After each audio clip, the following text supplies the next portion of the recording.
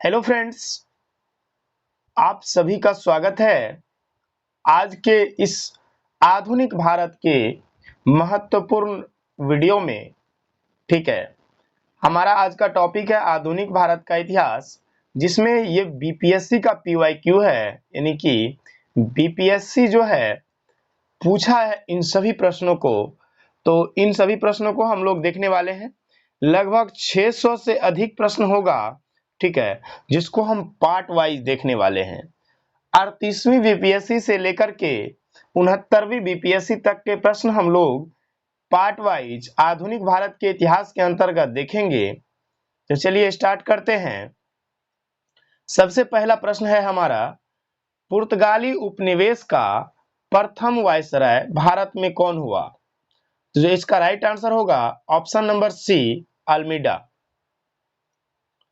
भारत में प्रथम पुर्तगाली वायसराय के रूप में फ्रांसिस्को डी अल्मीडा 1505 टू 1509 का आगमन हुआ। वह 1505 ईस्वी में भारत पहुंचा। क्वेश्चन नंबर 2 देखते हैं। बंगाल की खाड़ी में समुद्री डकैती हेतु हुगली का उपयोग कौन करता था?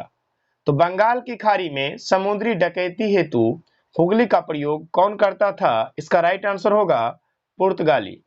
पुर्तगाली जो है फ्रेंड्स, वो बंगाल की खाड़ी में समुद्री डकैती हेतु हुगली नदी का प्रयोग करता था।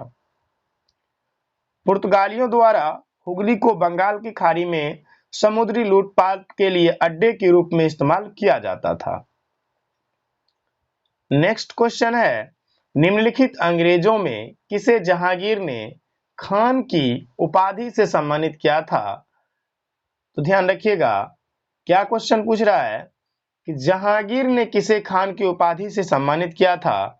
इसका जो राइट आंसर होगा Hawkins. Hawkins east India company का एक कर्मचारी तथा व्यापारी था। वह बादशाह जहांगीर के नाम इंग्लैंड के राजा जेम्स प्रथम का पत्र लेकर 1608 ईस्वी में सूरत पहुंचा। अप्रैल 1608 में वह आगरा में मुगल सम्राट जहांगीर से भेंट की। जहांगीर ने हॉकिंस को 400 का मनसब तथा फिरंगी खां अथवा इंग्लिश खां की उपाधि दी। क्या क्या उपाधि दिया था इनको? फिरंगी खां तथा इंग्लिश खां की उपाधि दी। कौन दिया था? जहांगीर ने। कब? 1608 ईस्वी में, जब वह आगरा मुगल सम्राट जहांगीर से भेंट की, तब ये उपाधि दिया गया था। क्वेश्चन नंबर 4 है हमारा, भारत में 1612 ईस्वी में अंग्रेजों ने अपनी पहली फैक्ट्री कहां स्थापित की?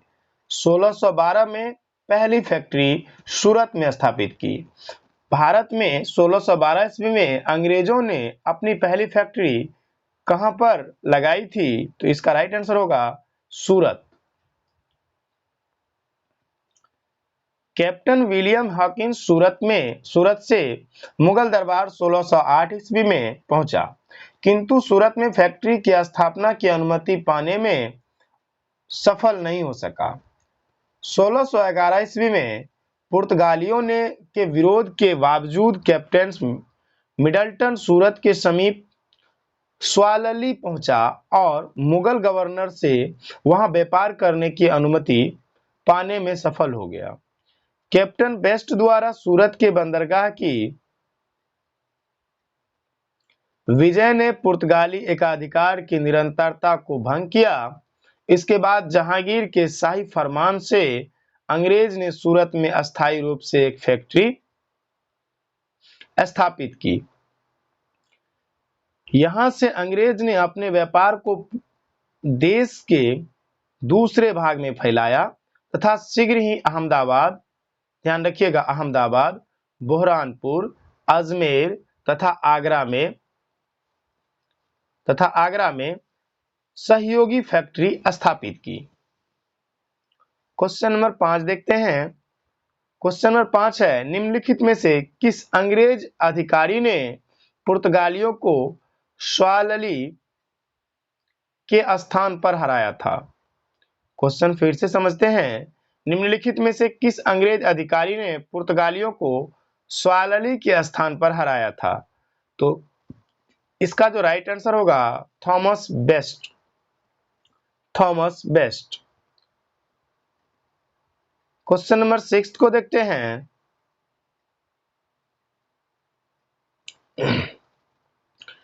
किस मुगल शासक के समय में सर थॉमस रो भारत आया था? किस मुगल शासक के समय में सर थॉमस रो भारत आया था? तो इसका जो राइट आंसर होगा ऑप्शन नंबर सी, जहांगीर। इसका राइट आंसर क्या होगा? जहांगीर। मतलब जहांगीर के समय में सर थॉमस रो भारत आया था। सर थॉमस रो ब्रिटेन के राजा जेम्स प्रथम के दूत के रूप में सितंबर 1615 ईस्वी में सूरत पहुंचा और जनवरी 1616 ईस्वी में वह अजमेर में मुगल शासक जहांगीर के दरबार में उपस्थित हुआ।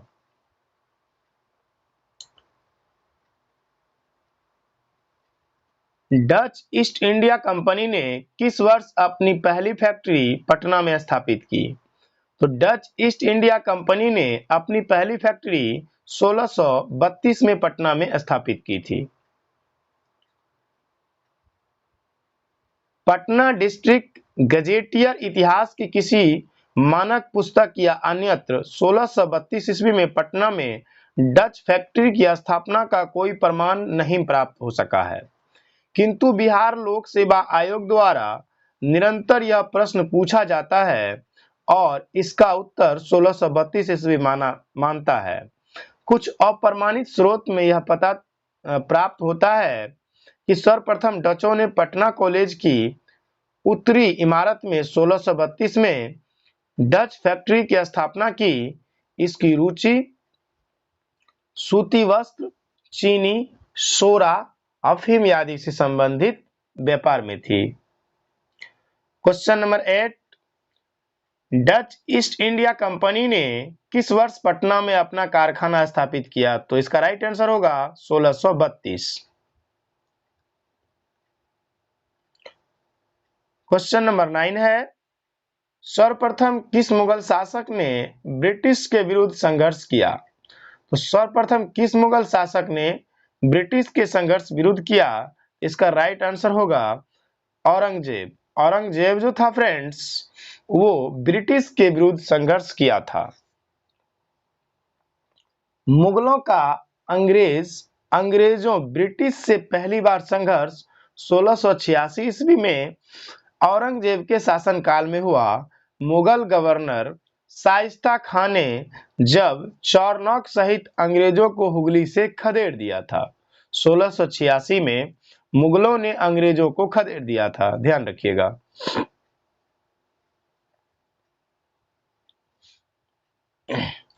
निम्नलिखित में से प्रथम कर्नाटक युद्ध का कौन सा तात्कालिक कारण था? ये पूछ रहा है कि कर्नाटक में जो युद्ध हुआ उसका तात्कालिक कारण क्या था? तो तात्कालिक कारण था अंग्रेजों द्वारा फ्रांसीसी जहाज का अधिग्रहण करना। ठीक है। कर्नाटक का प्रथम युद्ध 1746 से 48 के बीच हुआ। ऑस्ट्रिया के उत्तराधिकार युद्ध जो 1740 ईस्वी में प्रारंभ हुआ था का विस्तार मात्र था। गृह सरकार की आज्ञा के विरुद्ध ही दोनों दलों अंग्रेज व फ्रांसीसी में 1746 ईस्वी में युद्ध प्रारंभ हो गया। अंग्रेज कैप्टन बर्नेट के नेतृत्व में अंग्रेजी सेना द्वारा कुछ फ्रांसीसी जहाज पर अधिकार कर लेना युद्ध का तात्कालिक कारण था। प्रथम कर्नाटक युद्ध के समय ही कर्नाटक के नवाब अनवरुद्दीन ने महफूज खां के नेतृत्व में 10,000 भारतीय सेना को फ्रांसीसियों पर आक्रमण करने के लिए भेजा। कैप्टन पैराडाइज ने के नेतृत्व में फ्रांसीसी सेना ने अड्यार नदी पर स्थित सेंट थोमो नामक स्थान पर नवाब को पराजित किया। यूरोप में युद्ध बंद होते ही कर्नाटक का प्रथम युद्ध समाप्त हो गया। एक्सला-शापेल की संधि 1748 ईस्वी में से ऑस्ट्रिया के उत्तराधिकार का युद्ध समाप्त हो गया तथा मद्रास अंग्रेज को पुनः प्राप्त हो गया। कर्नाटक का प्रथम युद्ध सेंट थोमे के युद्ध के लिए स्मरणीय है? क्वेश्चन नंबर 11 देखते हैं। 1760 का प्रसिद्ध वांडीवास का युद्ध अंग्रेजों द्वारा किसके खिलाफ लड़ा गया था? क्वेश्चन कह रहा है कि 1760 का प्रसिद्ध जो वांडीवास का युद्ध हुआ था वो अंग्रेजों द्वारा, अंग्रेज के साथ और कौन कौन था?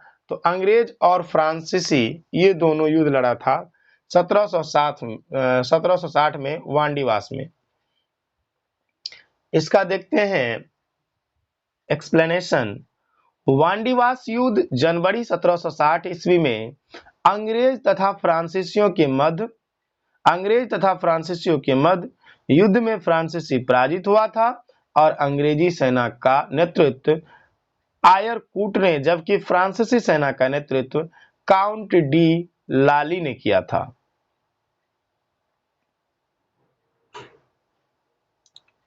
बक्सर की लड़ाई के बाद किस संधि पर हस्ताक्षर किए गए? तो बक्सर की लड़ाई के बाद इलाहाबाद की संधि पर हस्ताक्षर किए गए। बक्सर की लड़ाई के बाद इलाहाबाद की संधि पर हस्ताक्षर किए गए। बक्सर की लड़ाई 1764 ईस्वी में मीर कासिम अवध के नवाब शुजाउद्दौला एवं मुगल सम्राट शाह आलम द्वितीय की संयुक्त सेना तथा अंग्रेज के मध्य हुआ। युद्ध में अंग्रेज विजयी रहे। ब्रिटिश सेना का नेतृत्व हेक्टर मुनरो ने किया। इस युद्ध के समाप्ति पर इलाहाबाद की संधि 1765 ईस्वी में हुई। यह संधि मुगल बादशाह आलम द्वितीय, बंगाल के नवाब मीर कासिम तथा अवध के नवाब शुजाउद्दौला के मध्य हुआ। उसके बाद क्वेश्चन नंबर 13 को देखते हैं हम लोग। कहता है वर्ष डैश में टीपू सुल्तान और ब्रिटिश ईस्ट इंडिया कंपनी के बीच मंगलुरु की संधि पर हस्ताक्षर किए गए थे। वर्ष डैश में टीपू सुल्तान, मतलब ये क्वेश्चन कह रहा है कि किस वर्ष टीपू सुल्तान और ब्रिटिश ईस्ट इंडिया कंपनी के बीच मंगलुरु की संधि पर हस्ताक्षर किया गया। ध्यान रखिएगा, मंगलुरु की संधि पूछ रहा है तो कब हस्ताक्षर किया गया था? 1784 में। यानी कि टीपू सुल्तान और ब्रिटिश ईस्ट इंडिया कंपनी के बीच मंगलुरु की संधि 1784। टीपू सुल्तान और ब्रिटिश ईस्ट इंडिया कंपनी के बीच मंगलुरु की संधि 1784 ईस्वी में हुई थी। इस संधि के बाद मैसूर युद्ध 1780 से 84 का अंत हो गया। यानी कि 1784 के बीच जो अंत हुआ संधि के बाद, मतलब युद्ध स्टार्ट हुआ 80 में, 84 में खत्म हुआ, ठीक है, और संधि के बाद खत्म हुआ, ठीक है। नेक्स्ट प्रश्न देखते हैं। उस क्षेत्र की पहचान करें जहां से यूरोप वासियों को सर्वोत्तम सौर और अफीम प्राप्त होता था।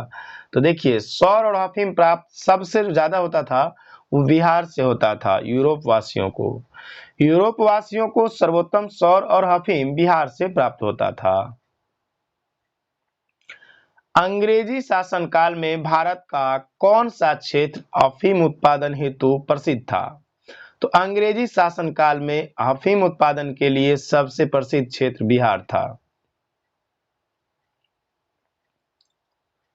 क्वेश्चन नंबर 16 देखते हैं। इलाहाबाद की संधि के बाद रॉबर्ट क्लाइव ने मुर्शिदाबाद का उपदीवान किसे बनाया था? तो इलाहाबाद की संधि के बाद रॉबर्ट क्लाइव ने मुर्शिदाबाद का उपदीवान किसे बनाया था? इसका राइट आंसर हो जाएगा मोहम्मद रजा खां। इसका राइट आंसर क्या होगा? मोहम्मद रजा खां। इलाहाबाद की दूसरी संधि अगस्त 1765 के अनुसार भगोरे सम्राट शाह आलम को अंग्रेज संरक्षण में ले लिया गया तथा उसे इलाहाबाद में रखा गया।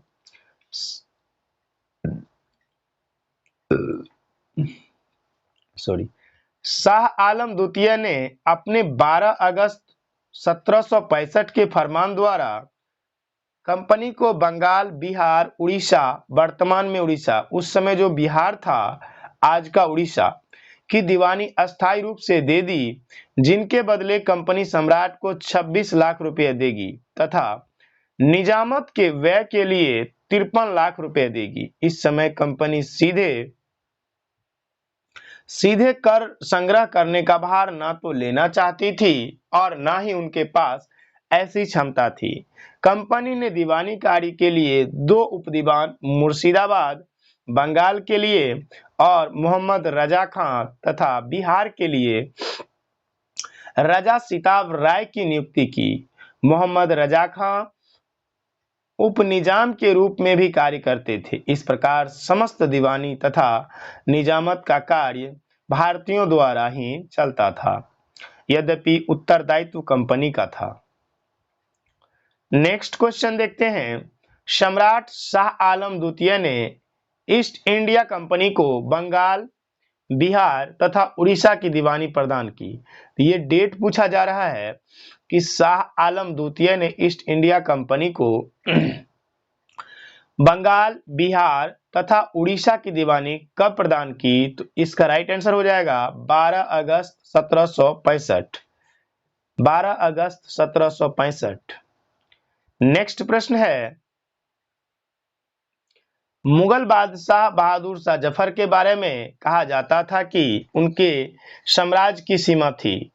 तो ये जो है बीपीएससी द्वारा इसका कोई भी आंसर नहीं लिया गया है। देखते हैं इसका जो एक्सप्लेन किया गया उसमें क्या है। बहादुर शाह जफर के बारे में नहीं बल्कि मुगल शाह आलम द्वितीय के बारे में फारसी भाषा में यह कहावत प्रसिद्ध थी कि सल्तनत ए शाह आलम आज दिल्ली तापालम।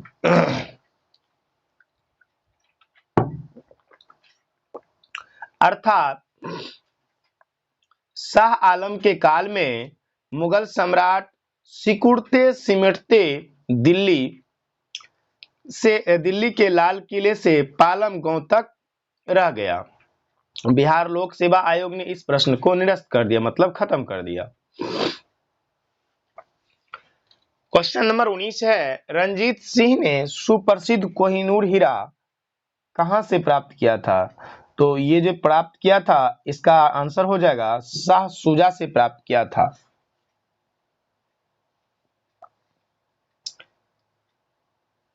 पंजाब अहमद शाह अब्दाली के साम्राज्य का भाग था, परंतु 1773 ईस्वी में उनकी मृत्यु के पश्चात मुल्तान, कश्मीर इत्यादि कुछ छोटे छोटे भाग को छोड़कर शेष पर सिख मिसलों का अधिकार हो गया।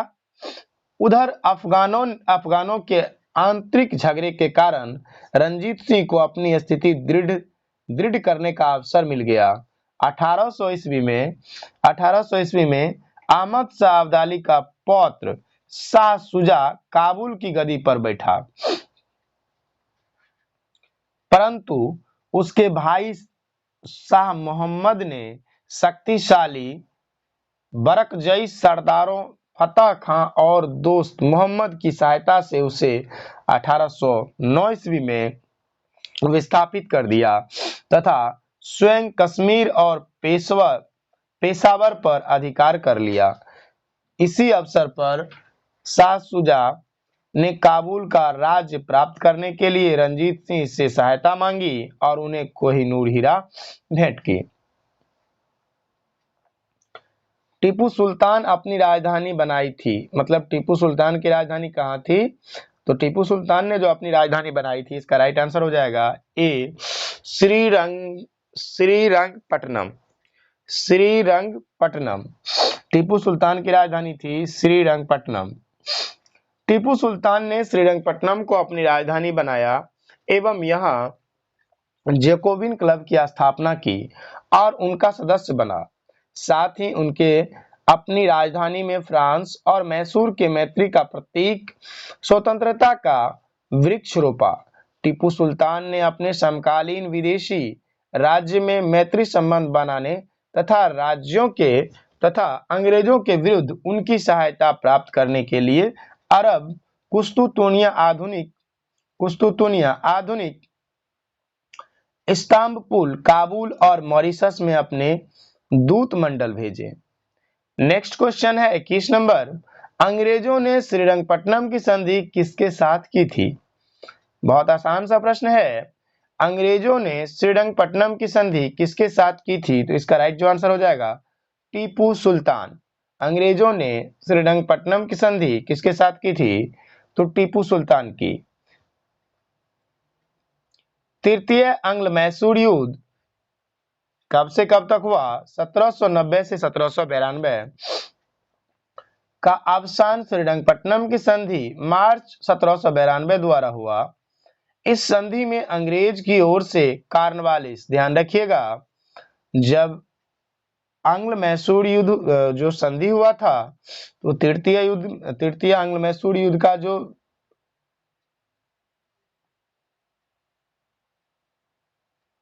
संधि हुआ था उसमें जो था कॉर्नवालिस तथा मैसूर के टीपू सुल्तान शामिल थे। इसके अनुसार टीपू को अपने देश का लगभग 1/2 भाग अंग्रेजों को तथा उनके साथियों को देना पड़ा। साथ ही युद्ध के हार जाने के रूप में टीपू ने 3 करोड़ रुपए अंग्रेजों को देना था।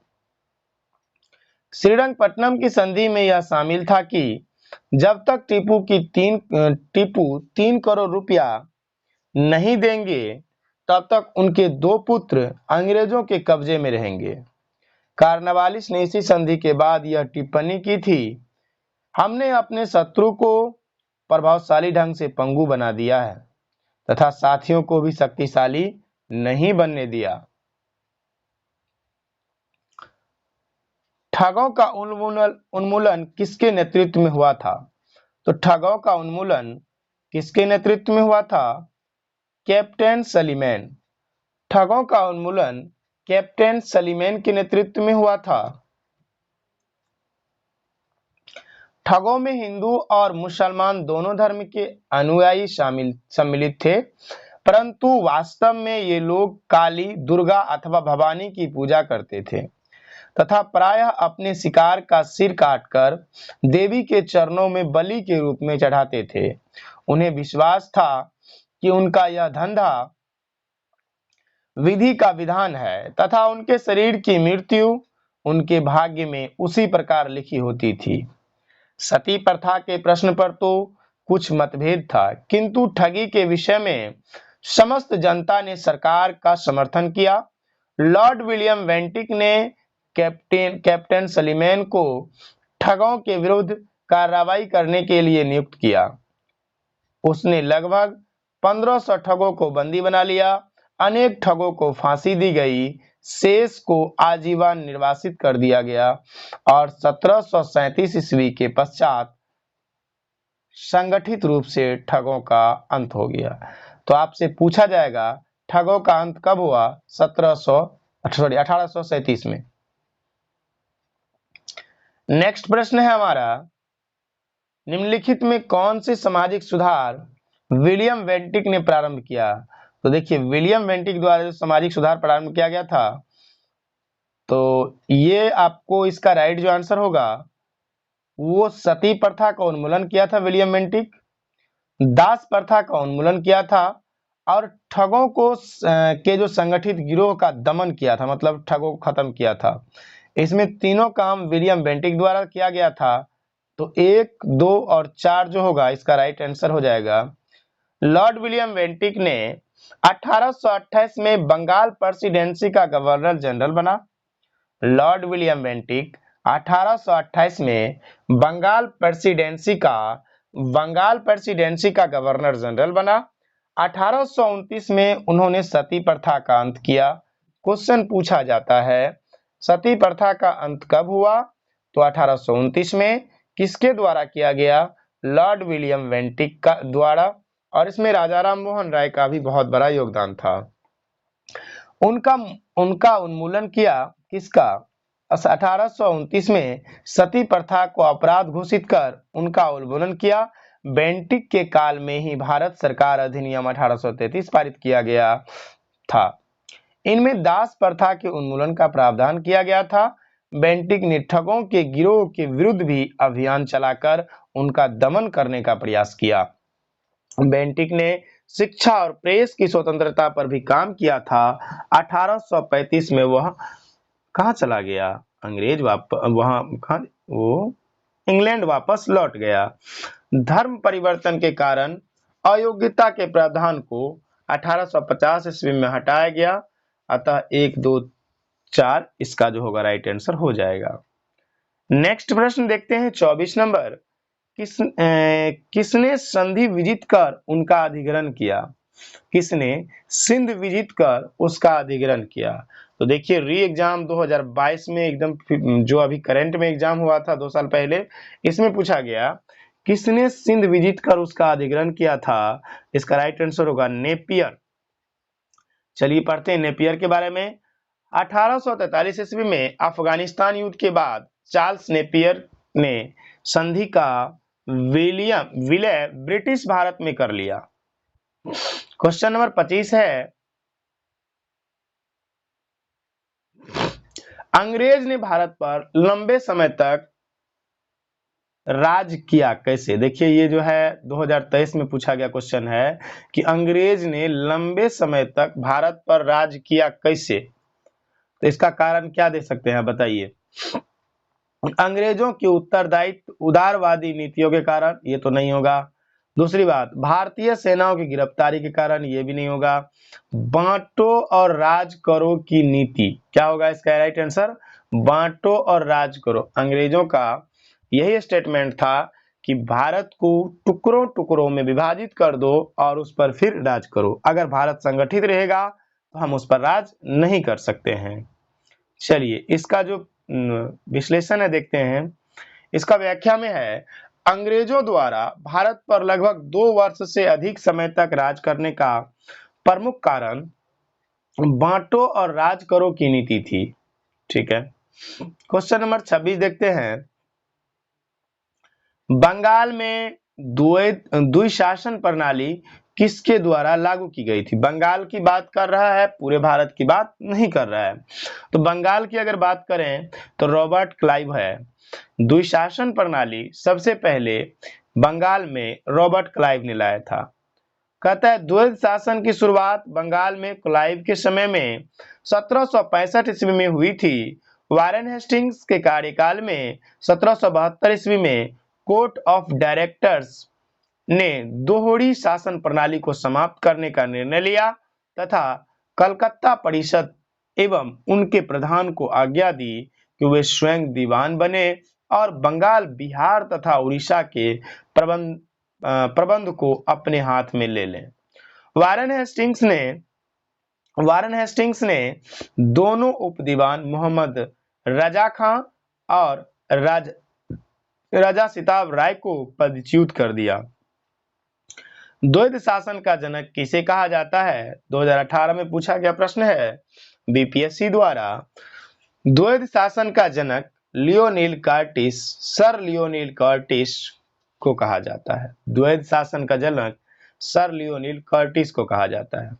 सर लियोनील कर्टिस को द्वैध शासन का जनक माना जाता है। इनमें दीवानी और विराजत कानून व्यवस्था की जिम्मेदारी इन्होंने ही अलग की थी। भारत में प्रथम रेलवे लाइन किस ब्रिटिश गवर्नर के समय में बिछाई गई थी? भारत में रेलवे लाइन किस ब्रिटिश गवर्नर के समय में बिछाई गई थी? इसका राइट आंसर हो जाएगा ऑप्शन नंबर ए, डलहौजी के समय में जो रेलवे लाइन थी वो बिछाई गई थी। भारत में रेल निर्माण की दिशा में प्रथम प्रयास ब्रिटिश गवर्नर डलहौजी द्वारा किया गया था।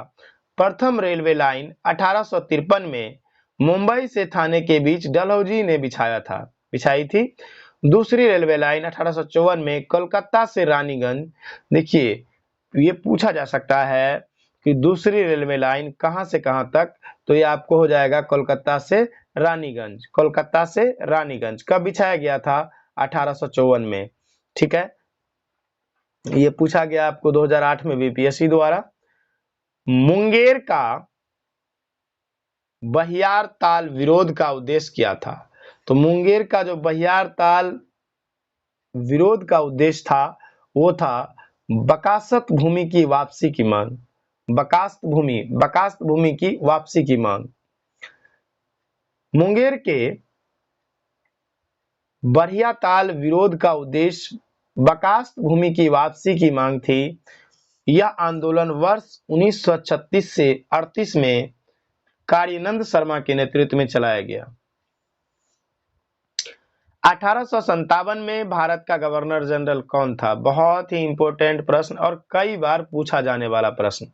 बीपीएससी 2015 में पूछा गया है और कई पीसीएस में भी एग्जाम प्रश्न पूछे गए हैं। ठीक है, तो 1857 का जो गवर्नर जनरल था, 1857 में जब 1857 की क्रांति हुई तो उस समय गवर्नर जनरल था लॉर्ड कैनिंग। कौन था? कैनिंग। 1857 के विद्रोह के समय भारत का गवर्नर जनरल लॉर्ड कैनिंग 56 से 58 तक रहा था। लॉर्ड कैनिंग भारत में कंपनी द्वारा नियुक्त अंतिम गवर्नर जनरल तथा ब्रिटिश सम्राट के अधीन नियुक्त प्रथम वायसराय था। ध्यान रखिएगा, अंतिम गवर्नर जनरल और प्रथम वायसराय, ये दोनों बात को आप ध्यान रखिएगा कि प्रथम वायसराय और अंतिम गवर्नर जनरल लॉर्ड कैनिंग को माना जाता है। अंग्रेजी भारतीय सेना में चर्बी वाले कारतूस से चलने वाली एनफील्ड राइफल कब शामिल की गई? तो एनफील्ड राइफल जो शामिल की गई थी वो दिसंबर 1856 में। दिसंबर 1856 में सरकार ने पुराने लोहे वाली बंदूक ब्राउन बेस, पुरानी बंदूक का नाम था ब्राउन बेस के स्थान पर नवीन Enfield rifle, new Enfield rifle के प्रयोग का निश्चय किया। इन राइफलों में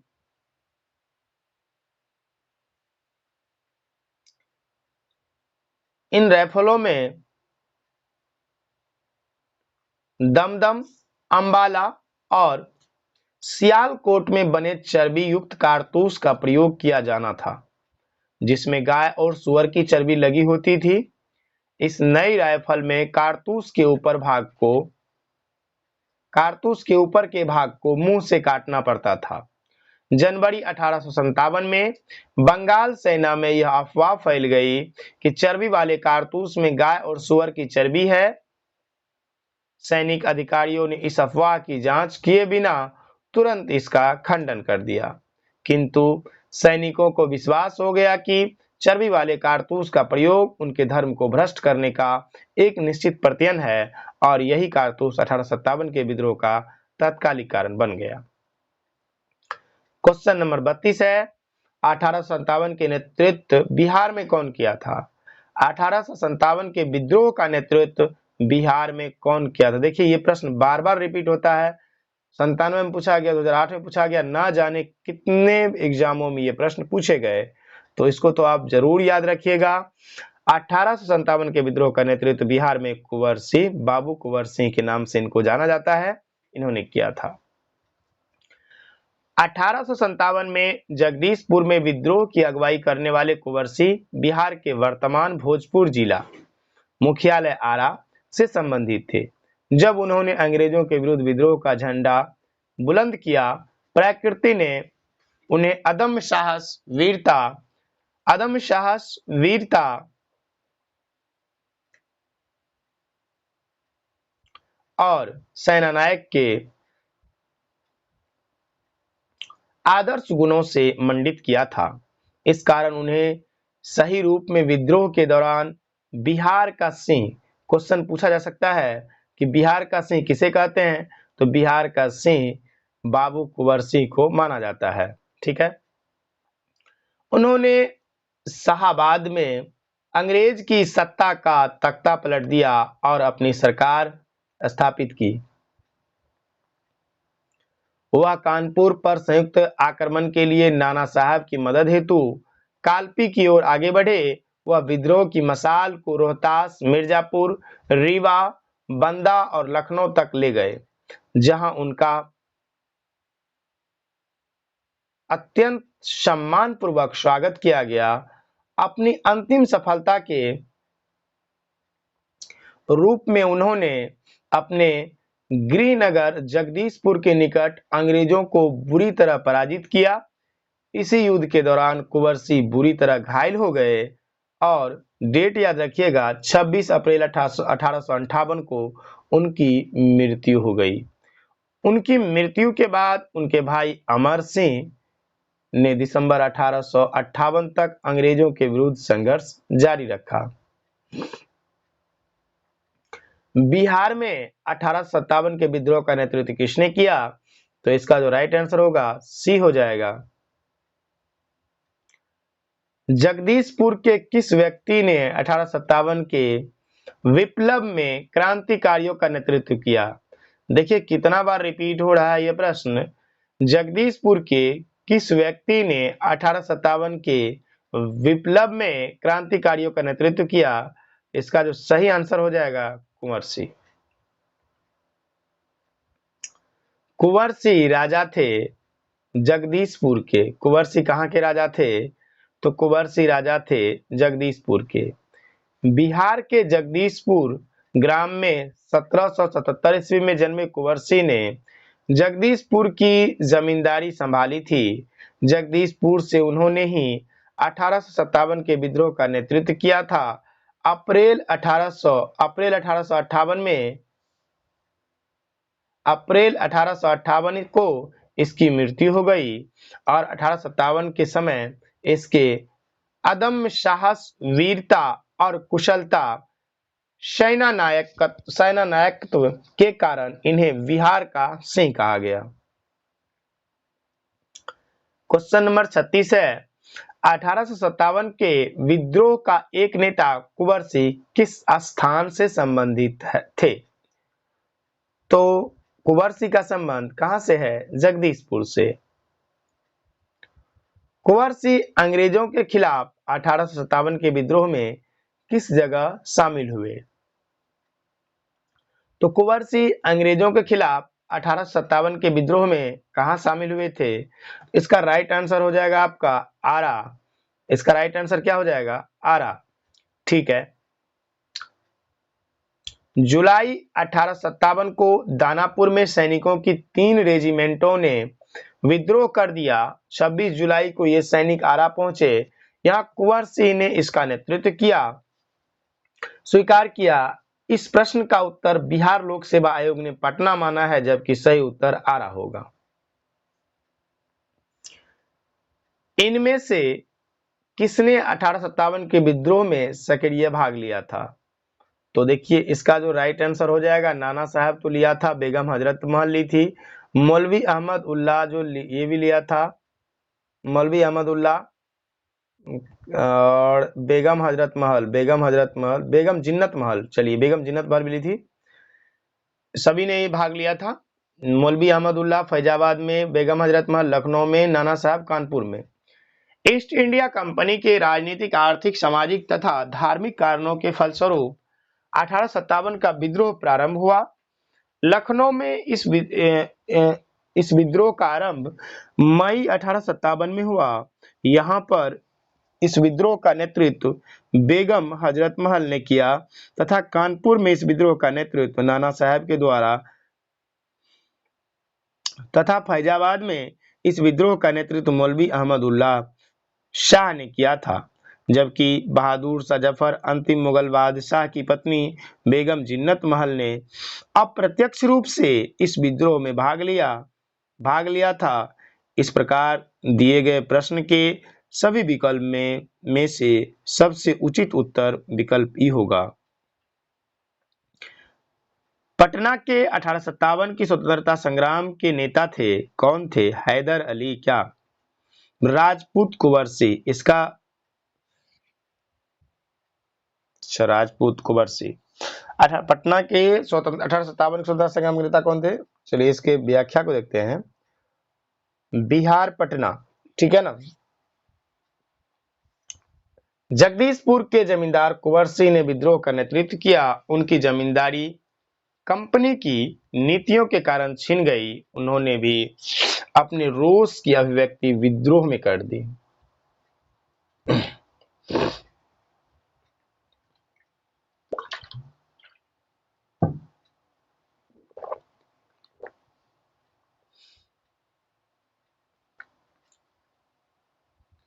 अठारह के विद्रोह का बिहार में 15 जुलाई 1857 से 20 जनवरी 1858 तक केंद्र था। तो ये केंद्र था जगदीशपुर। बिहार में 1857 के विद्रोह का केंद्र जगदीशपुर था, जहां जमींदार कुंवर सिंह ने नेतृत्व संभाला और शाहाबाद जिले में अंग्रेजों की सत्ता का तख्ता पलटकर अपनी सरकार स्थापित की। बिहार के विद्रोह को पटना डिवीजन कमिश्नरी के कमिश्नर विलियम टेलर और बंगाल गोलंदाज फौज के मेजर विसेंट आयर द्वारा दबा दिया गया। तो बिहार में जो दबाया था विलियम टेलर और विसेंट आयर ने 1857 के विद्रोह को। जगदीशपुर के राजा कौन थे? तो जगदीशपुर के राजा थे बाबू कुंवर सिंह। जगदीशपुर के राजा थे बाबू कुंवर सिंह। कुंवर सिंह ने 1857 के विद्रोह का नेतृत्व किस प्रांत से किया था? तो इसका राइट आंसर हो जाएगा बिहार। कुंवर सिंह ने 1857 के विद्रोह का नेतृत्व किस प्रांत से किया था? इसका राइट आंसर क्या हो जाएगा? बिहार। 1857 के विद्रोह का नेतृत्व बिहार में किसने किया था? तो 1857 का नेतृत्व बिहार में किसने किया था? तो इसका राइट आंसर हो जाएगा आपका कुंवर सिंह। देखिए फ्रेंड्स, कितना ज्यादा इस प्रश्न को रिपीट किया गया है, तो आप इसी से अंदाजा लगा सकते हैं कि इस प्रश्न की कितनी ज्यादा अहमियत है। कुंवर सिंह के बारे में आपको एक एक पॉइंट पढ़ लेना है, ध्यान से याद रखना है इसके बारे में। अगला क्वेश्चन है, बिहार में 1857 के विद्रोह का नेतृत्व किसने किया? तो कुंवर सिंह। नेक्स्ट प्रश्न है, निम्नलिखित में से कौन 1857 के विद्रोह में अंग्रेज का सबसे कट्टर दुश्मन था? तो अंग्रेज का जो सबसे कट्टर दुश्मन था वो माना जाता है मौलवी अहमद उल्लाह शाह को। अंग्रेज का सबसे कट्टर दुश्मन मौलवी अहमद उल्लाह शाह साहब थे। नेक्स्ट इनका जो व्याख्या है वो देखते हैं। मौलवी अहमद उल्लाह शाह ने फैजाबाद में विद्रोह को अपना नेतृत्व प्रदान किया था। तो पूछा जाता है 1857 की क्रांति का नेतृत्व फैजाबाद में कौन किया था? तो मौलवी अहमद उल्लाह। ये अंग्रेज के सबसे कट्टर दुश्मन थे। वह मूलतः तमिलनाडु में आर्ट के रहने वाले थे, पर वह फैजाबाद में आकर बस गए। उन्होंने भारत के विभिन्न धर्मानुयायियों का आह्वान करते हुए कहा कि सारे लोग काफिर अंग्रेज के विरुद्ध खड़े हो जाओ और उन्हें भारत से बाहर खदेड़ दो। इनके बारे में अंग्रेज ने कहा कि अदम्य साहस के गुणों से परिपूर्ण और दृढ़ संकल्प वाले व्यक्ति तथा विद्रोहियों में सर्वोत्तम सैनिक हैं। इनकी गिरफ्तारी के लिए ब्रिटिश सरकार ने उस समय सोचिए 50,000 का इनाम रखा था। समझ सकते हैं इसकी महत्ता को, कितना सक्रिय और कितना महत्व रही होगी 1857 के विद्रोह में इस व्यक्ति का। 50,000 1857, तुलना करिए उस समय 50,000 और आज उसकी कितनी वैल्यू होगी। 1857 के विद्रोह को किस उर्दू कवि ने अपने आंखों से देखा था? पूछा जाता है प्रश्न कि 1857 के विद्रोह को किस उर्दू कवि ने अपने आंखों से देखा था? इसका राइट आंसर हो जाएगा गालिब। इसका मिर्जा गालिब पूरा नाम है। 1857 के विद्रोह को मिर्जा गालिब ने स्वयं अपने आंखों से देखा था। 1857 क्रांति को मिर्जा गालिब ने स्वयं अपने आंखों से देखा था। नेक्स्ट प्रश्न है, निम्न में से कौन सा ईस्ट इंडिया कंपनी के सिपाहियों को विद्रोही बनाने का कारण नहीं था? फिर से क्वेश्चन रिपीट करते हैं, निम्न में से कौन सा ईस्ट इंडिया कंपनी के सिपाहियों को विद्रोही बनाने का कारण नहीं था? तो विद्रोही बनाने का कारण नहीं था अधिकारियों की अक्षमता। अधिकारियों की अक्षमता, अंग्रेज अधिकारियों की अक्षमता ईस्ट इंडिया कंपनी के सिपाहियों को विद्रोही बनाने का कारण नहीं था। इन्हीं अधिकारियों की योग्यता के बल पर अंग्रेजी हुकूमत ने लगभग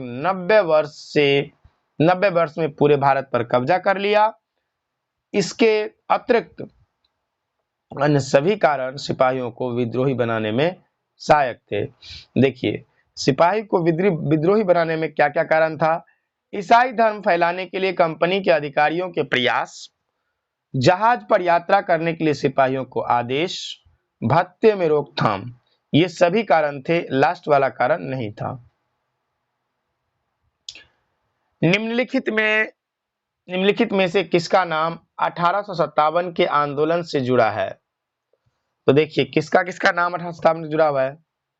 तो ये गोखले जी नहीं थे, तिलक नहीं थे, भगत सिंह नहीं थे, ये थे आपका तात्या टोपे का नाम 1857 की क्रांति से जुड़ा हुआ है। तात्या टोपे का नाम 1857 की क्रांति से जुड़ा हुआ है। तात्या टोपे 1814 ईस्वी में से 1859 ईस्वी, इसका नाम है रामचंद्र पांडुरंग। तात्या टोपे का नाम था रामचंद्र पांडुरंग के नाम से भी जाना जाता है। वे 1857 के क्रांति में भारतीय विद्रोह के प्रमुख नेता थे। ध्यान रखिएगा, तात्या टोपे 1857 में एक महत्वपूर्ण नेता के रूप में काम किए थे। इनका जन्म एओला गांव में हुआ था, जहां वे पेशवा दत्तक पुत्र नाना साहब धोंधू पंत और महाराज माधव सिंह के मित्र बन गए। 1851 में डलहौजी ने नाना को उनके पिता के पेंशन से वंचित कर दिया। उधर तात्या टोपे पहले से ही ब्रिटिश को अपना शत्रु मान चुके थे।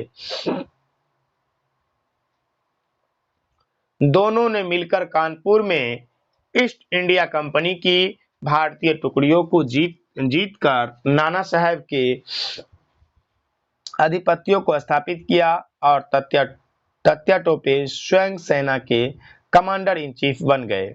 सैनिक अदालत में अप्रैल 1859 में उसे फांसी दे दी गई।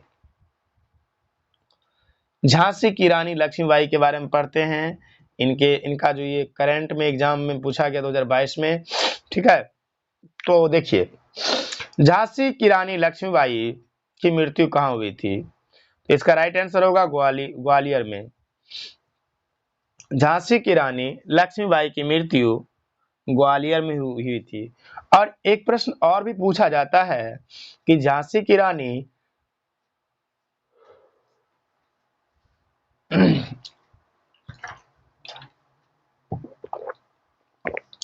झांसी की रानी लक्ष्मीबाई की समाधि कहाँ है?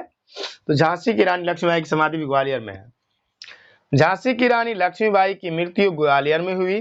ग्वालियर में ही रानी लक्ष्मीबाई की समाधि स्थित है। निम्नलिखित वर्गों में किसने 1857 के विद्रोह में भाग नहीं लिया? कहता है इसमें कौन कौन भाग नहीं लिया था? इसका आंसर होगा डी, यानी कि 2 और 4 भाग नहीं लिया था।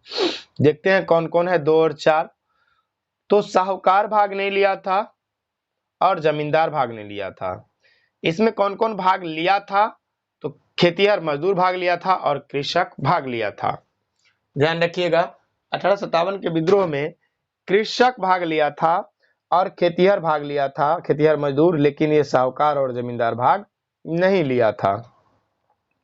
ठीक है। 1857 का विद्रोह बहुत बड़े क्षेत्र में फैला हुआ था और इसे जनता का व्यापक समर्थन प्राप्त था। फिर भी पूरे देश को या भारतीय समाज के सभी अंगों तक तथा वर्गों को अपनी लपेट में नहीं ले सका। यह दक्षिण भारत तथा पूर्वी और पश्चिमी भारत के अधिकांश भागों में नहीं फैल सका। भारतीय राजवाड़ों के अधिकांश शासक तथा बड़े जमींदार पक्के स्वार्थी तथा अंग्रेज की शक्ति से भयभीत थे और वे विद्रोह में शामिल नहीं हुए। इसके विपरीत ग्वालियर के सिंधिया, इंदौर के होलकर, हैदराबाद के निजाम, जोधपुर के राजा, भोपाल के नवाब, पटियाला, नाभा और जिंद के सिख शासक तथा पंजाब के दूसरे सिख सरदार, कश्मीर के महाराजा तथा दूसरे अनेक सरदारों और बड़े जमींदारों ने विद्रोह को कुचलने में अंग्रेजों की सक्रिय सहायता की। गवर्नर जनरल कैनिंग ने बाद में टिप्पणी की कि इन शासकों ने तूफान के आगे बांध की तरह काम किया कहने का मतलब दोस्तों ये है कि अगर हमारे भारत के लोग उस समय अंग्रेज को साथ नहीं देते तो अंग्रेज युद्ध हार जाता और उसी समय वह भारत को छोड़ देता। वरना क्या कहा कैनिंग ने, तूफान के आगे बांध की तरह काम किया है, वरना यह तूफान की एक लहर में हमें बहा ले जाता। मतलब कहने का मतलब ये है कि ये जो तूफान आया था 1857 में, ये हमें भारत से भगा देता। बाकी भारत के लोगों ही ने उनका सहयोग किया। आगे पढ़ते हैं। व्यापारियों और शिक्षित वर्ग ने कलकत्ता और बंबई में सभाएं कर अंग्रेजों की सहायता के लिए प्रार्थना की। देखिए यहाँ पर अंग्रेजों की सहायता के लिए प्रार्थना की जा रही है। उच्च तथा मध्य वर्गों के अधिकांश लोग विद्रोहियों के आलोचक थे। विद्रोह में शामिल अवध के बहुत से तालुकदार बड़े जमींदारों ने अंग्रेज से यह आश्वासन पाकर कि उनकी जागीरें वापस दे दी जाएगी, विद्रोह से किनारा कर लिया। ग्रामीण जनता के हमले का निशाना सूदखोर थे, इसलिए वे स्वाभाविक तौर पर विद्रोह के शत्रु हो गए। आधुनिक शिक्षा प्राप्त भारतीयों ने भी विद्रोह का साथ नहीं दिया। शिक्षित भारतीय देश का पिछड़ापन समाप्त करना चाहते थे। उनके मन में यह गलत विश्वास भरा था कि अंग्रेज आधुनिकीकरण के काम पूरा करने में उनकी सहायता करेंगे।